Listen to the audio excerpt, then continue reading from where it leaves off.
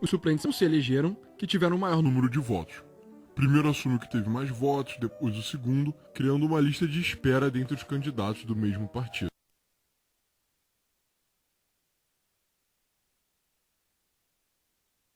Fica mais próximo do povo. Não acredite quando ele prometer que vai fazer aquela obra que está precisando na sua rua. O vereador representa o legislativo municipal, ou seja, ele não é um administrador como um prefeito e nem tem autoridade fora do seu município, como um deputado estadual. A obrigação dele é fiscalizar as decisões do prefeito e elaborar propostas de lei. Os temas em que os vereadores podem se envolver são aprovação das contas do município, saúde e educação municipal, linhas de transporte, a função de cada área da cidade e impostos do município. Se um vereador fizer campanha prometendo mexer na polícia militar ou diminuir o imposto de renda, saia de perto, porque ele não pode fazer isso, ele é só um mentiroso. Deputado estadual. Ele tem uma ação muito parecida com a do vereador, porque ele também faz parte do poder legislativo, só que na esfera estadual. Qualquer brasileiro, sem problema com a justiça eleitoral, filiado a um partido e com mais de 21 anos, pode virar deputado. A quantidade de deputados varia com o tamanho da população, indo de 24 nos estados pequenos até 94 em São Paulo. Além de fiscalizar o governador e suas contas, o papel do deputado estadual é fazer leis sobre assuntos de autoridade estadual, como os hospitais, o piso do salário mínimo, o comando da polícia militar e civil, as escolas e faculdades. E já que os estados são grandes, o deputado é quem faz o governador não esquecer da sua região, lembrando ele das suas demandas, como obras e outros investimentos. Deputado federal. Mais um para a turminha do legislativo. Mas diferente dos outros, ele tem que dividir a sua responsabilidade legislativa, a federal, com o senador, sendo a única esfera que faz sentido votar ideologicamente. Deputados criam as leis mais importantes sobre gastos e impostos, determinam os crimes e suas punições, dão dinheiro para os governadores e prefeitos e principalmente podem mudar a Constituição. Além disso, eles limitam os poderes do presidente, não só aprovando suas decisões, mas também começando os impeachments. Mesmo com esses poderes, na prática, o deputado tem pouca força no governo, já que o Brasil é um país hiperpresidencialista. Ou seja, o grosso da autoridade fica com o executivo federal. Os deputados tentam fortalecer seu poder de articulação, se organizando em bancadas com ideais comuns, como a bancada do boi, da bala e dos sindicatos. Dado que esses grupos conseguem travar a agenda legislativa do presidente, os deputados costumam negociar cargos e verba em troca de apoio na Câmara. Senador. A dupla do deputado federal, mas tem uma diferença. O Senado é a Câmara Legislativa Premium, mais madura, moderada. Enquanto a quantidade de deputados por estado é proporcional à população, no Senado, todos são iguais, com 3 senadores cada. Ou seja, no Senado, os debates não representam o povo, eles representam os estados. Os senadores também têm poder para vetar leis ou gastos públicos aprovados pelos deputados e pelo presidente, se formarem uma maioria. Os senadores também são eleitos de uma forma diferente, com mandato de 8 anos e com um candidato só por partido, sendo que quem ganha mais votos entra, sem segundo turno. Os senadores também mantêm em xeque os outros poderes, julgando o impeachment do presidente, iniciando o impeachment dos juízes do STF. Suplente. Já pensou o que ia acontecer se o seu querido deputado, senador ou vereador morresse? Pois é, ou se ele fosse cassado, renunciasse, entrasse de licença médica. Muita coisa pode afastar um político do seu cargo, e nesse caso, ele vai ser substituído por um suplente. Para os vereadores, deputados estaduais e federais, os suplentes são os candidatos, dentre os que não se elegeram, que tiveram o maior número de votos. Primeiro assume o que teve mais votos, depois o segundo, criando uma lista de espera dentre os candidatos do mesmo partido. No caso do senador é diferente, porque ele é eleito numa chapa já com seu suplente. Então, na hora de votar para senador, vale a pena dar uma olhada em quem ele vem arrastando junto. Vai que acontece alguma coisa. Prefeito. É o chefe do executivo no município, ou seja, quem gasta o dinheiro dos impostos e implementa as leis, mas só as municipais. Então, ele que cuida e regula o território das cidades, que inclui as ruas, praças, prédios, e o transporte público para a população ir de um lugar desse para o outro. Na educação, o município cuida das creches e do fundamental, então tudo até as crianças irem para o ensino médio. Na saúde, cuidam de postos de atendimento básico. E na segurança, ele tem a guarda municipal, que mantém a ordem pública, mas sem poder de prender ninguém e, na maioria das vezes, sem armas. Os impostos que financiam essa festança são o IPTU, o ISS e o ITBI. Governador. É o chefe do executivo do estado, então é bem parecido com o prefeito, só que manda em muito mais gente e tem mais poder. Ele manda na polícia militar, que executa operações e combate o crime diretamente, e na polícia civil, que investiga os crimes, além de construir e operar presídios. Então os governadores são os principais políticos responsáveis pela segurança pública no Brasil.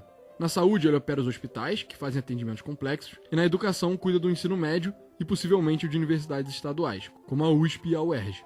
Fora isso, ele cuida das estradas, dos aeroportos, do saneamento, do Detran. Os impostos que financiam isso tudo são o ITCMD, o ICMS e o IPVA, mas boa parte da sua verba também é repassada pelo governo federal, então é bom que ele se dê bem com o próximo cara.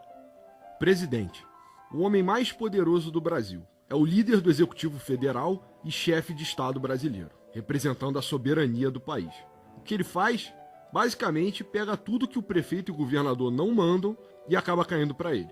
Primeiro, ele que faz a política externa, representando o Brasil no exterior e assinando tratados. Internamente, ele é o responsável pelas maiores obras de infraestrutura, pelas principais estatais, pelas agências reguladoras e por ditar as diretrizes e o orçamento para as áreas de educação e saúde. Então, quem é o responsável final por proteger o meio ambiente? O presidente. Pela Petrobras? O presidente. Pelo Ministério da Educação? O presidente. Ele ainda trabalha junto com o Congresso para alterar os principais programas sociais, como a Previdência e o Bolsa Família, as leis trabalhistas, como o salário mínimo e outras políticas públicas. O presidente ainda aponta os líderes do Exército, da Polícia Federal, do Supremo Tribunal Federal e o presidente do Banco Central. Tirando asfaltar a sua rua e mandar no Detran, o presidente influencia tudo que o Estado faz no Brasil. E esse poder todo é financiado principalmente pelo imposto de renda. Vice. É um clube criado em 1898 que joga no estádio de São Januário. Brincadeira.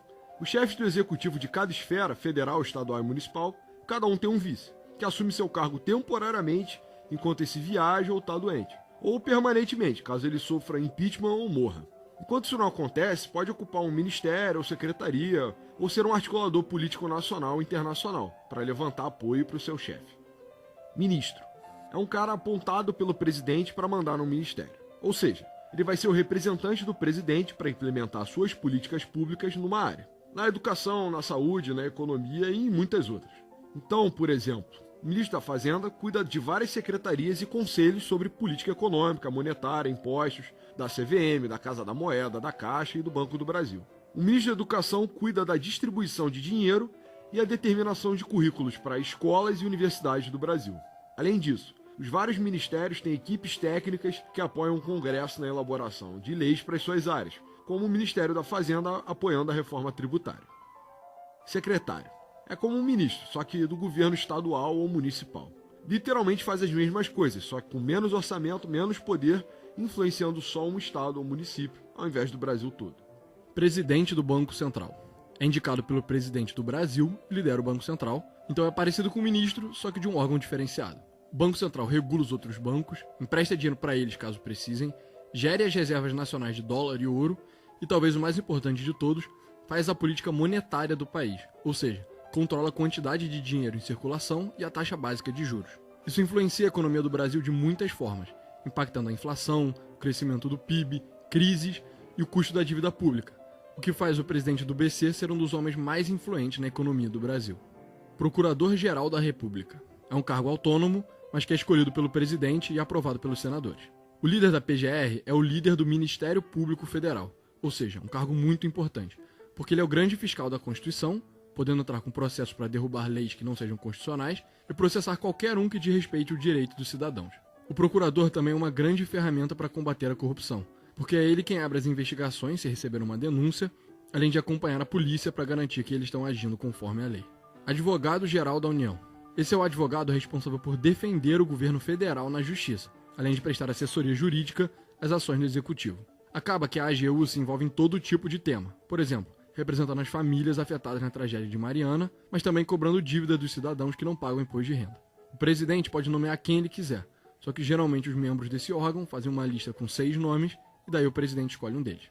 Ministro do STF. Muitas vezes pode parecer o cargo mais poderoso do Brasil, mesmo precisando de uma nomeação do presidente para entrar. Essa é a instância mais alta do poder judiciário no país e dá a palavra final nos processos mais importantes do Brasil, incluindo de políticos, além de ser o grande guardião da Constituição de 88, vetando leis que consideram inconstitucionais.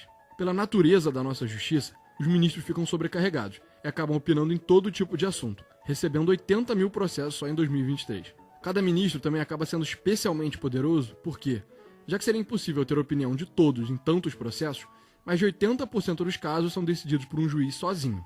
É bastante poder para um homem só.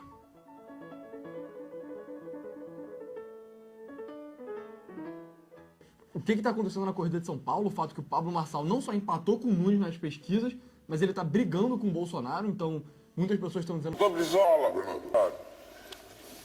Perfeito. No meu modo de ver, acho que a classe dirigente brasileira divaga nessa questão. 114 bilhões de dólares. Tudo por quê? O modelo que beneficia alguns poucos em detrimento de todos, aí está. O Estado brasileiro tira tudo de quem nada tem para dar a cada dia quem mais tem. Ou por ser amigo do rei.